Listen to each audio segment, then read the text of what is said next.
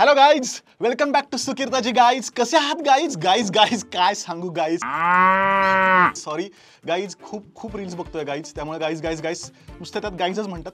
तर by the way, आपण Maharashtra food tour cover करतो आणि लोक मला वेगवेगळ्या रीला पाठवतात आणि म्हणतात, अरे हे व्हायरल फूड जे महाराष्ट्रामध्ये वेगवेगळे एक्सपेरिमेंट चालू आहेत देशामध्ये जगामध्ये, ते तू कव्हरच करत नाही. त्यामुळे आपण काही इंटरेस्टिंग फूडमध्ये होणारे एक्सपेरिमेंट्स बघणार आहोत आणि हे बघून जर आपण जगलो वाचलो तर त्यात आपल्याला काय खाता येईल ते सुद्धा बघणार आहोत. तर चला चालू करूया, लाव रे तो व्हिडिओ. बरं, यातले बरेचसे रील मी सुद्धा बघितलेले नाही आहेत आणि आमची जी मोठी रिसर्च टीम आहे 2 लोकांची, त्यांनी हे रील काढले, त्यामुळे माझी सुद्धा पहिलीच प्रतिक्रिया असणार आहे. तर चालू करूयात. मॅगी, दुधात काय हे, काय हळद दूध करतो काय, हे केशर कस्टर्ड मॅगी, आरारारा भिजवलं त्यांनी अख्खा, आरारारा खतरनाक, चिखलच झाला पार त्याचा. मुळात जो तिखट प्रकार आहे ना किंवा छान चटपटीत प्रकार आहे ना, त्याला आपल्याला का गोड बनवायचंय मग मला कळत नाही. हा अट्टहास कशाला, म्हणजे जो तिखट प्रकार आहे तोच अजून चांगला तिखट बनवा, त्यात मसाले टाका, भाज्या टाका, बाकीच्या वेगळ्या सगळ्या गोष्टी टाका, पण जो तिखट आहे तो तिखटच खाऊयात ना. रसमलाईमध्ये मी एकदमच मिरचीची फोडणी टाकली, कसं वाटेल ते, म्हणजे काही गरज नाही ना याची. वा, त्यात काय सुकामेवा वगैरे टाकून आरारारा. तर शेवईची खीर करणं जर अवघड पडत असेल तर यांनी छानपैकी डायरेक्ट मॅगीचीच खीर बनवलेली आहे. पुढे जाऊया. इनो, क्या बात है. म्हणजे खाऊन काही झाल्यावर इनोच्या ऐवजी आधीच आपण जे म्हणतो ना की प्रिकॉशनरी मेजर्स त्यांनी घेतलेले आहेत, प्रिकॉशनरी, आणि हे काहीतरी विचित्र रंगाचं सिरप टाकलेलं आहे, त्याच्यामध्ये दूध, ते चॉकलेट असावं असा माझा समज आहे, कारण चीप लेवलचं जे चॉकलेट असतं त्याचा रंग त्याच्यामध्ये दिसतो आहे. ॲक्च्युली हा प्रकार आहे ना, हा खरं तर मी एकदा खाल्लेला आहे. त्याच्यामध्ये फळं वगैरे टाकतात आणि मग ते आईस्क्रीम असं एकत्र करून ते का करतात मला माहीत नाही. त्यांनी काही वेगळी चव येते का नाही, कारण नॉर्मल आईस्क्रीमसारखंच ते लागतं.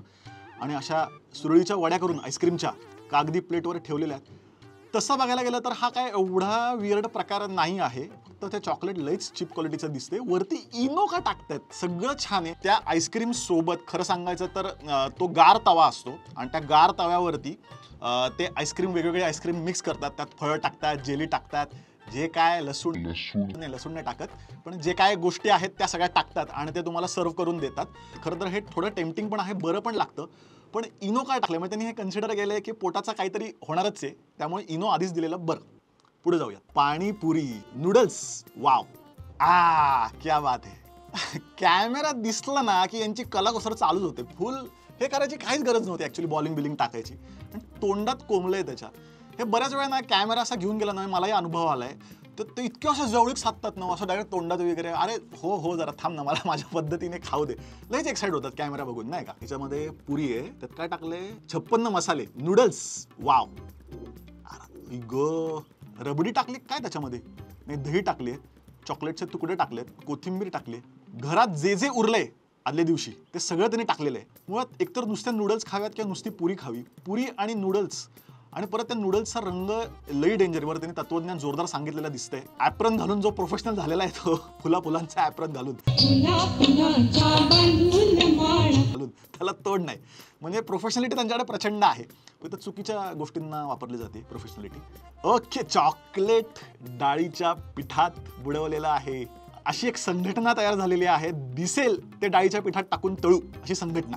कुठल्याही गोष्टी, चॉकलेटच्या कँड्या डाळीच्या पिठात टाकून तळणं, आणि स्फोट वगैरे व्हायचा माहितीये का, कारण एकतर आईस्क्रीम गार असतं, खपतील लोक, म्हणजे खाऊन तर खपणारच आहेत, स्फोटाने जातील लोक. गरजच नाही ना, नॉर्मल चोकोबार चांगलं लागतं. आणि त्यांनी वेगवेगळ्या फ्लेवरचे, आणि ते चोकोबार पण अत्यंत चीप प्रकारचे त्यांनी आणलेले आहेत. डाळीच्या पिठाचा जो चीप कलर होता, काडी पण भिजवली, तर काडी पण खायची काय लोकांनी. अरे मलाच भीती वाटतेय, खरंच फोटो व्हायचा माहितीये का. हे मला हे झाल्यावर कसं दिसतंय ते बघायचंय.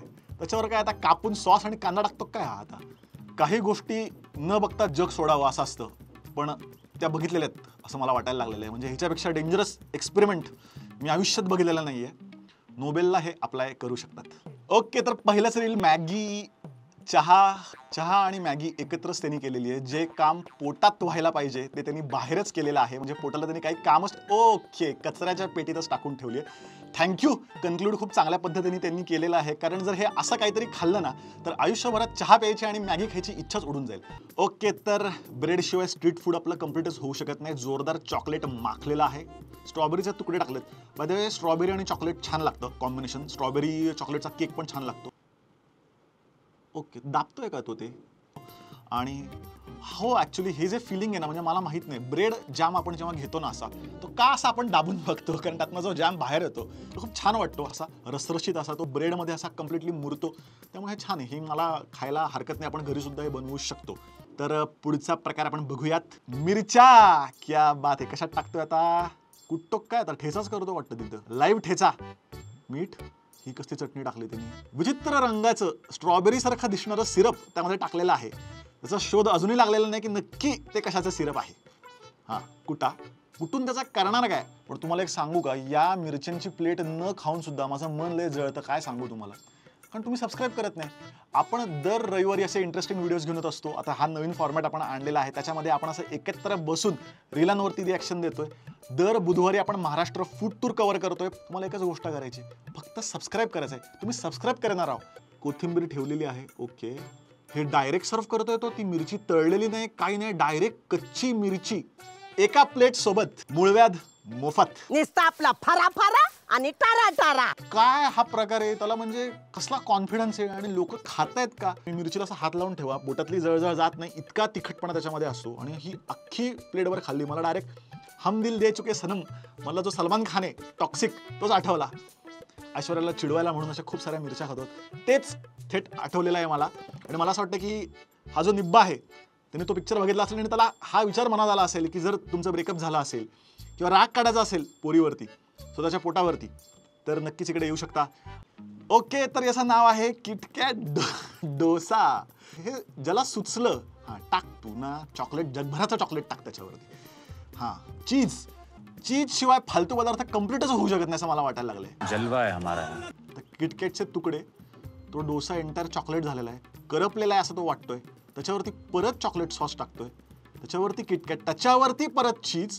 हे खाऊन तोंडातही चीज टाकून घ्या असं मला वाटायला लागलंय, कारण प्रत्येक गोष्ट झाली की त्याच्यावर चीज टाकतातच आहेत. छान नुसता डोसा खोबऱ्याच्या चटणीसोबत छान लागतो. पण काहीतरी वेगळं करायचंय म्हणून त्यांनी किटकॅट हा प्रकार आणलेला आहे.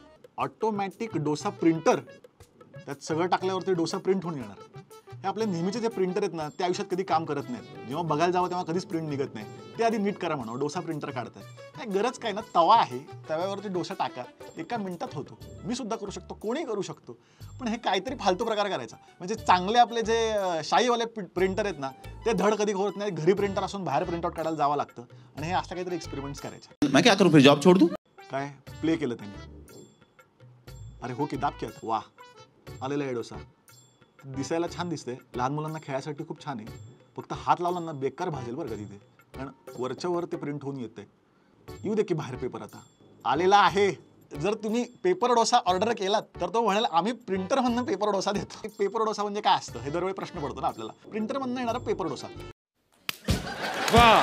तर पेपर डोशासाठी अत्यंत परफेक्ट इन्व्हेन्शन असं त्यांनी केलेलं आहे. पण पुढे जाऊयात. अरा काय हे काय एवढे dose. Pizza, burger, idli making. Burger idli म्हणजे इडलीचंच बर्गर बनवायचं, पावाच्या ऐवजी इडली. वाह, इडलीवरती तूप घातलं इथपर्यंत चांगलं होतं. पुढे काय बडीशेप टाकली काय त्यांनी, काय नाही, चटणी, मेयोनीज, 100 प्रकारचे सॉस. बाबू ते थापलेत त्याच्यावरती, लेप थापतात तसे. ढोबळी मिरची, चीज आणि सॉस वेगवेगळ्या रंगाचे, याशिवाय काय कम्प्लीटच होऊ शकत नाही ना. अरा तो, अरे काय त्याचा पार ना त्यांनी रगडा केलाय. ते अख्खं एकत्र करून मिक्स करून त्याचे तुकडे कर म्हणा. तो गोपाळकाला नाही का करतात एकत्र सगळं करून. एवढे सॉस टाकण्याची गरजच नाही मला असं वाटतं. हे ना सबवेनी इतकी घणडी सवय लावून ठेवली ना सगळ्यांना, जे दिसेल त्याच्यावरती सॉस. किती आनंदाने सर्व करतो. त्याला वाटतं लय भारी काय काय त्यांनी केलंय, काय का सॉस टाकलेत, हे टाकले, त्याला असं तो खुश आहे त्याच्यावरती. वर्क सॅटिस्फॅक्शन जबरदस्त आहे त्या माणसाला. खाणाऱ्याला किती सॅटिस्फॅक्शन आहे मला माहित नाही, पण पोटाला एवढा त्रास होणार नाही, कारण जो ब्रेड आहे ना, जो असा बचकन बसतो ना पोटात, तशी इडली बसत नाही. पण तरी सॉसमुळे आतड्यांना खूप जास्त त्रास होणार आहे एवढं नक्की. डोसा आणि इडली आंबवलेला असल्यामुळे त्याला एक अशी थोडीशी आंबटसर चव असते. म्हणजे डोसा आपण बटाट्याच्या भाजीसोबतच खातो. आपण कधी घेवड्याच्या भाजीसोबत खाल्लाय का डोसा, कधी खाल्लाय? पण हे जे ना की भाई मला आयुष्यातला एक्सपेरिमेंट करायचे आणि मला काहीतरी वेगळं द्यायचंय, खूप राडा केलाय त्याचा. म्हणजे खूप सारे टेक्स्चर एकत्र केलेत की नक्की काय खातोय तेच कळू नये. ओके, वा वा वा, स्ट्रीट फूड म्हणल्यावर अंड आलेलं आहे. हे काय ड्रायफ्रूट ऑमलेट. बरं, आपल्याकडे ना भारतीय म्हणजे तुम्ही हॉटेलमध्ये गेलात ना, मेन्यू कार्ड्समध्ये कुठलीही गोष्ट जेव्हा स्पेशल असते ना, त्यात काही वेगळं नसतं, फक्त ड्रायफ्रूट टाकून देतात. Special dosa, special pav bhaji, special हे, स्पेशल पनीर, फक्त बेदाणे, बदाम कापलेले आणि काजू एवढंच सोबत येतं. स्पेशल बाकी काही वेगळं नसतं. तर याला असं वाटलं की ऑमलेटच स्पेशल करून टाकावं म्हणून ड्रायफ्रूट ऑमलेट हा प्रकार त्यांनी आणलेला आहे. वरती काय त्यांनी खिसून काय टाकलंय, चीजसाठी तुम्ही लायसन्स ठेवा, कारण कोणी कसंही वापरायला लागलेलं आहे चीज. दिसेल त्याच्यावर चीज घालतात, काही भाजीतनं त्याच्यातनं कशातनं चव नाही आली की नुसतं वरती चीज खिसतात. आणि काय लॅटूसची पानं ती 4 साईडला ठेवली, त्याला काही लॅटूसची घेणं नाहीये, ते फक्त दिसायला म्हणून त्यांनी 4 ठेवलेले आहे. म्हणजे आयुष्यात त्यांनी कधी लॅटूस खाल्लेलं नसेल माहिती आहे का. तर ड्रायफ्रूट ऑमलेट खात असेल ना तो आयुष्यामध्ये, तर त्याला सॅलॅड, पोटाला काही चांगलं बिंगलं याच्याशी काही घेणं देणं नाही आहे. त्यांनी काहीतरी बघितलेलं आहे की छान ग्रीन कडेला असेल तर ते एकदम गॉर्मे फूड वाटतं, त्यामुळे त्यांनी 4 लॅटोसची पानं ठेवलेली आहेत. ती टाकून जर दिली तर त्याला काही फरक पडणार नाही आहे. ओके, पुढे. ओके, हे काय, हे कशाचे तुकडे टाकलेत त्यांनी, कबाबचे तुकडे टाकलेले आहेत, त्याच्यावरती कांदे टाकलेले आहेत, अरे डायरेक्ट कापलेल्या मिरच्या. त्याला ना होते अशी सॅलड गार्निशिंग करायची फार आवड दिसते बरं का. बीट वापरले त्यांनी, त्याच्यावरती ड्रायफ्रुट्स. वा वा वा, त्यांनी म्हणजे मस्तपैकी भाजून वरती पनीरचा पांढरा रंग बघून कळतंय की समुद्रामध्ये जितकं प्लॅस्टिक नाहीये तितकं त्या पनीरमध्ये. ते पनीर ओरिजिनल असणं शक्य नाही.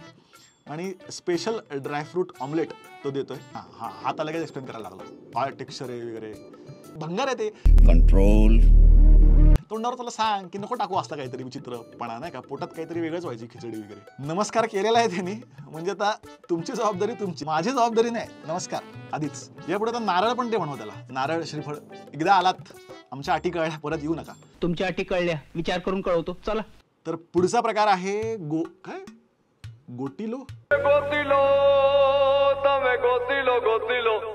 चाट. एक तर नाव बदला त्याचं, विचित्र नाव काहीतरी ठेवतायत, ऐकल्यावर विचित्र वाटतंय. पावभाजी टाकली, क्या बात आहे. त्याच्यावर अजून काहीतरी लाल द्रव्य टाकलं आणि दिवसा ढवळ्या खून केलेला आहे चाटचा, तुम्ही बघू शकता सगळ्यांच्या देखत.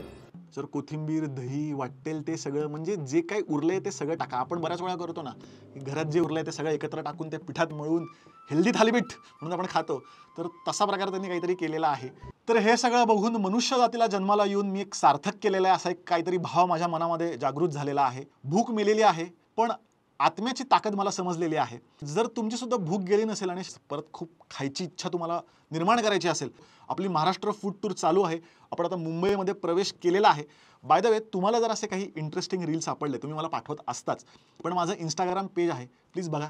जरा पोरींचे इंस्टाग्राम सोडून मला पोरांना विशेष सांगणे, जरा काही दर्जेदार सुद्धा इंस्टाग्राम तुम्ही फॉलो करा आणि तुमचे इंटरेस्टिंग रील असे वियर्डच नाही, चांगले जरी खाण्याचे पदार्थ असतील तर मला नक्की पाठवा आणि त्याच्यावरती आपण अशा एकत्र बसून रिॲक्शन देत जाऊ.